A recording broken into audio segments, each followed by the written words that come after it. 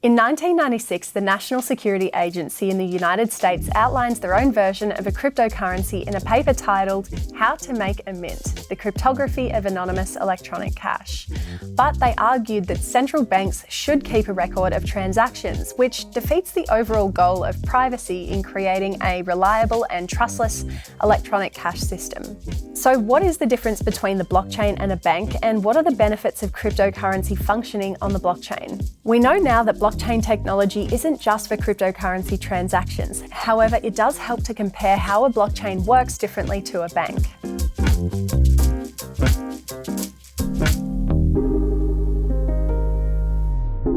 The first key difference between a blockchain and a bank is how they operate.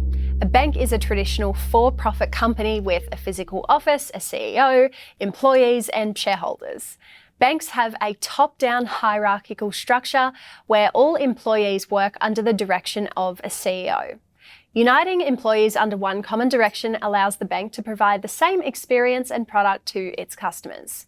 A bank is also regulated, meaning that it must maintain certain standards and abide by certain rules to operate and manage money on behalf of its customers. Regulation is meant to ensure that a bank operates in the best interest of its customers, though in many instances banks have proven time and again to be untrustworthy and in some cases even greedy. A purely decentralized blockchain like the Bitcoin blockchain is not a traditional company. Instead of having a top-down structure, blockchain networks are maintained by a decentralized network of nodes that all play a part in verifying, storing, and managing blockchain transactions. A purely decentralized blockchain is not regulated in a traditional sense, nor should it need to be regulated because it employs a trustless mechanism whereby people don't trust each other, but rather the underlying technology. Then we have a whole bunch of practical differences, like open hours. Banks operate from 9 a.m. to 5 p.m. from Monday to Friday. The blockchain operates 24/7, 365 days a year. Transaction speed. Bank transactions can take anywhere between 24 to 48 hours for card payments and even longer for international transfers. Blockchain transactions occur almost instantly, depending on how congested the blockchain network is. In other words, how many people are using the blockchain at the same time. Ease of transacting. Banks require Know Your Customer or KYC details to verify a customer's identification before they open a bank account.